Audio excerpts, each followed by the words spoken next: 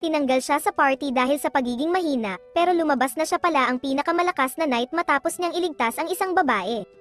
Nagsimula ang kwento kay Red, isang magaling na knight sa hero party at nagligtas ng mundo mula sa Demon Lord. Siya ang brother ng hero na si Ruti at most trusted advisor niya. Nagalit si Ares, ang magician, kaya sinabi niya kay Red na wala siyang silbi kung wala ang kanyang legendary grade sword at hindi niya kaya basagin ang ordinary barrier. Si Red ay umalis sa party ng hero, nagpalit ng pangalan, at pumunta sa Zultan, isang boring na village. Dito, namuhay siya ng slow at peaceful life bilang isang adventurer at herb collector, at pangarap niyang magbukas ng sariling pharmacy balang araw.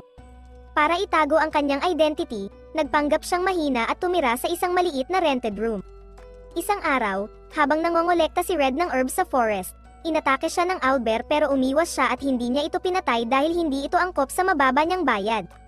Bumalik siya sa village at nakita ang isang grupo ng adventurers na pinamumunuan ng mayabang na B-rank adventurer na si Albert, na ininsulto si Red at nagalit nang tumanggi siyang sumama sa kanya. Maya-maya, habang kinakalkula ni Red kung gaano katagal siyang magtatrabaho para makapagtayo ng bahay, may kumatok ng malakas sa pinto. Si Gun, ang elf carpenter, na sinabing may deadly fever ang anak niya at walang gamot ang doktor. Hiniling ni Gun kay Red na iligtas ang anak niya sa pamamagitan ng paghanap ng medicinal herb, at pumayag si Red hindi bilang adventurer kundi bilang kaibigan. Pinabilis niya ang kanyang speed gamit ang iba't ibang agility skills at tumakbo papuntang forest. Pero pagdating niya sa lugar kung saan tumutubo ang herbs, nakita niyang hinahunting nina Albert at ng party niya ang owlbear at nasusunog ang forest. Dahil sa reckless na fire magic, minura ni Red ang grupo pero mabilis pa rin siyang pumasok sa nasusunog na forest at kinuha ang kailangang herbs. Biglang inatake siya ng sugatang owlbear, ngunit napatay niya ito sa isang hit at tumakas bago siya mahuli. Dahil sa kanyang gamot, gumaling ang bata at paulit-ulit na nagpasalamat si Gun kay Red.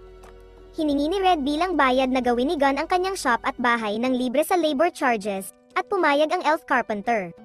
4 na buwan pagkatapos, natapos ang shop ni Red at nagbayad lang siya para sa raw materials. Nag-organize siya ng party para sa kanyang mga kaibigan, kasama ang kalahati ng populasyon ng town, at nag-toast para sa kanyang dream na magbukas ng pharmacy. Isang maulang araw, malungkot si Red sa kanyang shop dahil sa kakulangan ng customers, nang may pumasok. Masayang sinalubong niya ang bisita, pero napatulala siya nang makita ang mukha nito.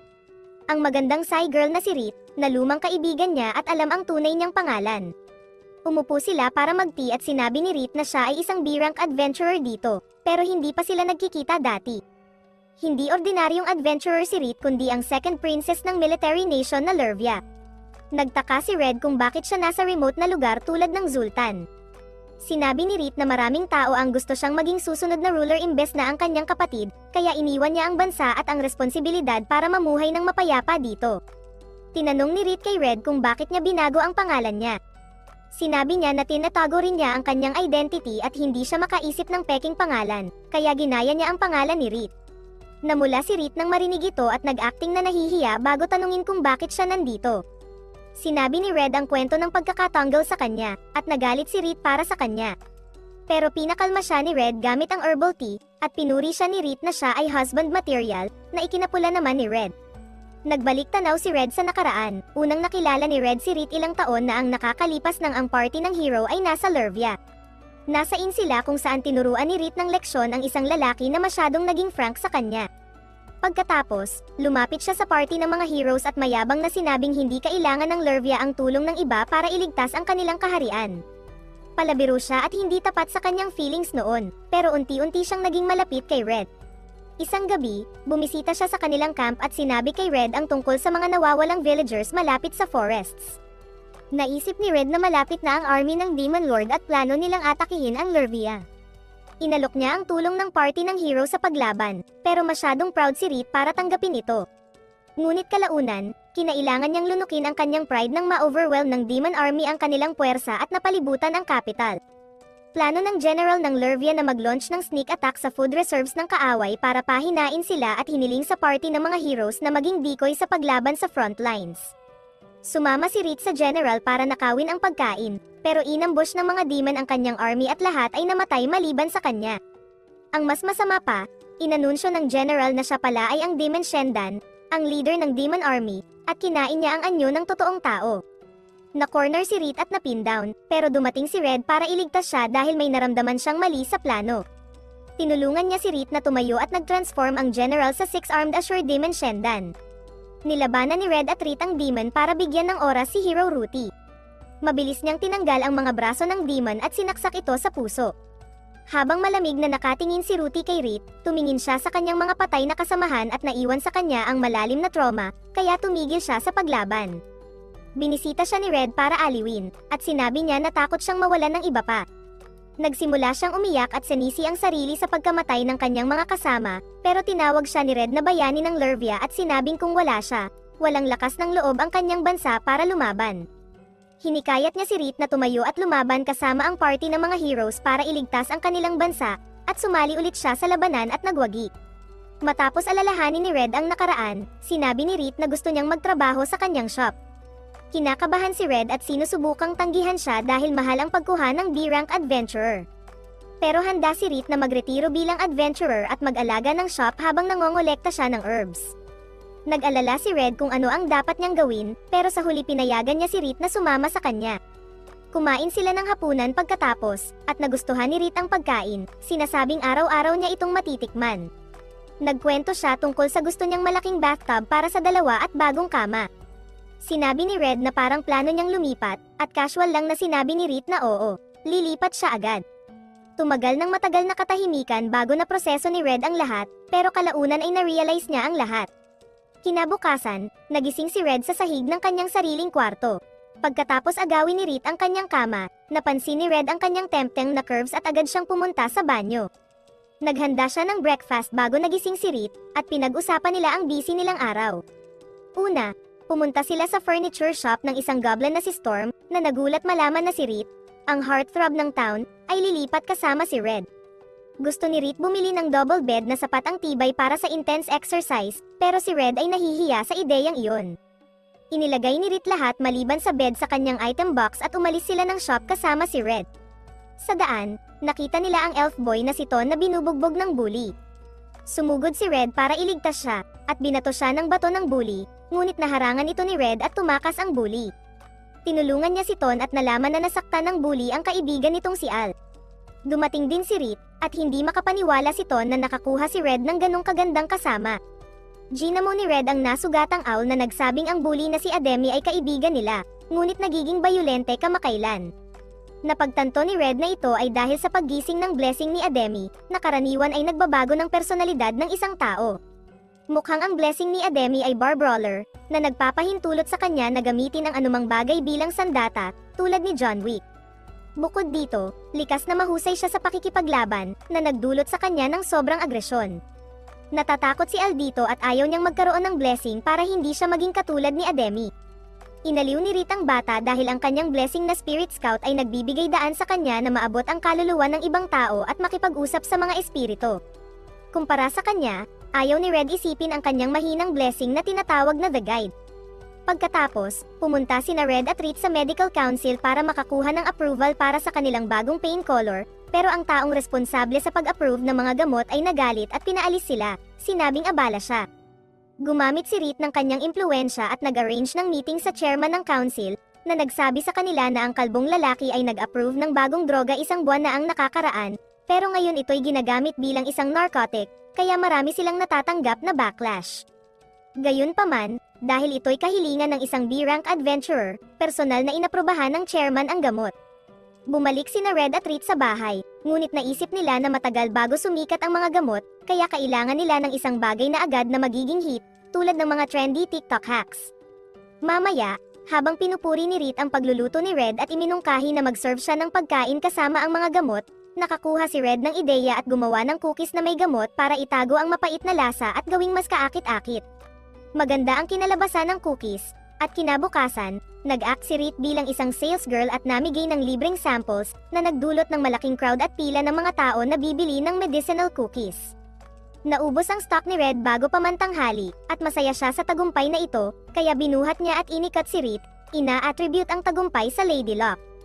Habang lumilipas ang mga araw, unti-unti nilang pinasok ni Red at Reed ang normal na buhay bilang roommates.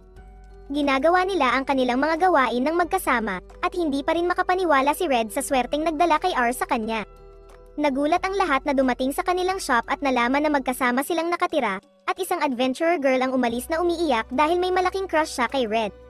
Mamaya, sinabi ni Reed kay Red na gusto niyang uminom ng mead, isang honey-based liquor, ngunit hindi niya sinabi kung bakit bigla siyang nagkaroon ng gana uminom, at tumakbo siya para bumili ng ilan. Habang naghahanda si Red ng mga gamot, dumating si Albert sa kanyang shop. Sinabi ni Albert na hindi siya bumili ng stupid medicines at inusisa si Red kung siya ba ang pumatay sa Albert. Nang makita ni Albert at ng kanyang party ang Albert, may nakita silang malalim na hiwa sa katawan nito. Noon, anako ni Albert ang credit sa pagpatay dito, pero naghihinala siyang si Red ang talagang pumatay. Sinagot ni Red na isang simpleng tao lang siya at hindi niya magagawa iyon, pero nagalit si Albert at itinutok ang espada kay Red, na nagkunwaring natatakot at nahulog. Pero dumating si Reed at nakita niyang tinatakot ni Albert si Red, kaya inatake niya si Albert at tinadyakan siya sa pader. Pinigilan siya ni Red sa pagpatay kay Albert, at hinayaan nilang tumakas si Albert na may babala. Galit pa rin si Reed, pero sinabi sa kanya ni Red na kalmado lang dahil hindi siya nasa tunay na panganib at kayang harapin si Albert kung kinakailangan. Nahuli ni Red ang bote ng mead na itinapon ni Reed nang sumugod siya para iligtas siya, at ininom nila ito habang kumakain ng hapunan. Nag-toast si Reed para sa kanilang bagong buhay, at naisip na wala silang bathtub na sapat ang laki para sa kanilang dalawa. Dahil matatagalan pa bago sila makabili, dinala ni Red si Reed sa local sauna kung saan nakipagkompetensya siya sa endurance kasama si Gun at Storm. Nauna nang nahimatay si Gun at kinailangang ilabas, at sinabi ni Storm na parang malungot ang sauna. Sinabi ng matandang may-ari na may bagong sauna na binuksan sa town kamakailan at hindi niya kayang makipagkompetensya sa kapital Istmo. Nawalan na siya ng pag-asa sa negosyo, pero pinalakas ng loob siya ng kanyang tapat na customers. Mamaya, nag-usap sina Reed, Tona, at ang asawa ni Gun kung paano nila maakit ang customers sa sauna.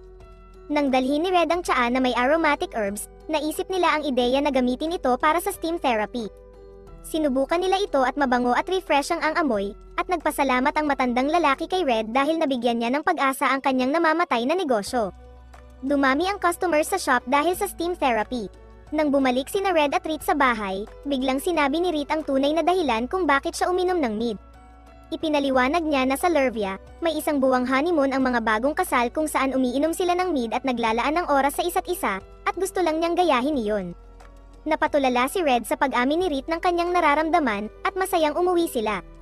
Kinabukasan, habang inaayos nila ang shop, dumating ang isang grupo ng influential na tao. Lumabas si Red para harapin sila at ipinakilala nila ang kanilang sarili bilang mga opisyal mula sa Adventurers Guild na gustong makipag-usap kay Reed. Sinabi ni Red na maghintay sila hanggang sa magbukas ang shop. Pagpasok ni Reed, gusto niyang patagilan ang paghihintay ng mga tao sa labas.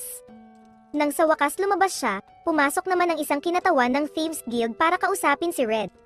Inalok niya si Red ng isang elven coin na may halagang 1,000 gold coins kapalit ng pagputol ng lahat ng ugnayan niya kay Reed.